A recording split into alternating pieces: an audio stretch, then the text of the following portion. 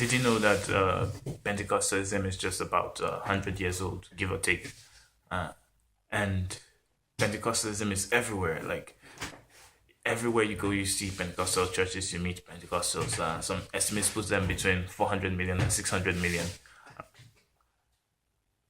So that makes Pentecostalism one of the fastest growing religious movements in the history of the world. In fact, I think it's the fastest growing religious movement in the history of the world. And whoever you are and whatever movement you belong to, whatever ideas you seek to propagate, I think everybody can learn a thing or two from Pentecostals and how they have been able to succeed in spreading their ideas in such a short period of time around the world. Of course, a part of it can be explained by the fact that Pentecostalism started in a modern era where there's technological advancement, and this gives them an advantage over all other religious movements that started earlier that didn't have the world interconnected globally, so they were not able to spread as rapidly. But I think also you can explain it by understanding or by applying the principles of capitalism to religion when or to any ideology, to treat religion or any idea as a commodity, and to treat the adherents as consumers. When you apply the principles of capitalism, you see that it makes a lot of sense because uh, I think that, or in my opinion, I think that Pentecostalism is the ultimate expression of capitalism in religion. Consider any religious order, any old religious order, like the Catholic Church, for instance. What you have is an organization, a big organization, a bloated organization that legitimizes its preachers. Like the priests have to study a certain number of years. They are promoted based on merit, and merit is whatever the organization decides. And so it is the religion has to spread from a central locus, spreading outwardly from a single authority, spreads outwardly. Uh, but Pentecostalism is different in that there is no organization.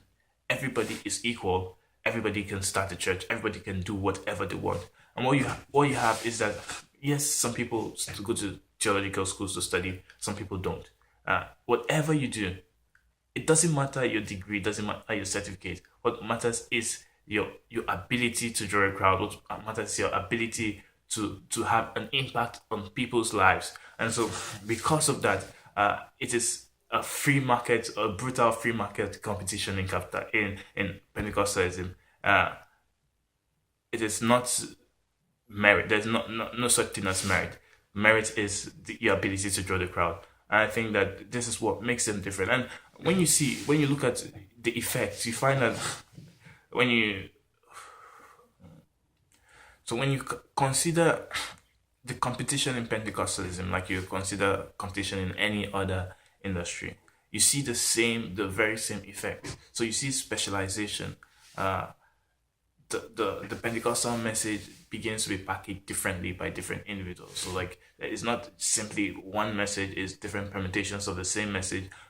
You see the prosperity gospel, you see deliverance, you see breakthrough. Every preacher specializes, and what this causes is that it helps the consumer because whoever you are, whatever you want, whatever your identity is derived from, there's a church for you. So if you're a hardcore liberal, for instance, you can go to Hillsong churches. If you're a Republican, you can go to John Hagee's church. If you're intellectual, there are preachers like Ravi Zacharias for you. If you're an ethnic person, you derive your identity from race. There are black churches. If you're African, there are African churches. So like everybody specializes to meet a particular audience. And note that the message doesn't necessarily change. It is simply that it is packaged differently. And I think that this specialization means that you're able to meet a wider audience. You're able to meet a wider audience eventually. Apart from that, you see that, like I said, the Catholic Church or any other religious order has to spread from the center. It has to spread because one center is directing everything. It's spreading from one center. But in Pentecostalism, you see that it is spreading from different centers at the same time. And since the movement doesn't have any special leader, different people are able to come up with different strategies for growth, and all of them implement their strategies for growth at the same time. And whoever has the best idea succeeds the most. I think that all other ideas, all the adherents of any ideology, social movements, whatever you are, who wants to propagate your idea as far as possible, need to learn from Pentecostals, because there's a natural tendency to form organizations. Like we want to have an overarching organization that represents whatever we are. But I think that we are more successful when it is individuals doing their own thing themselves without because an organization is self-limited. It cannot be everywhere at the same time. But individuals are everywhere. They can do the work regardless. Thank you.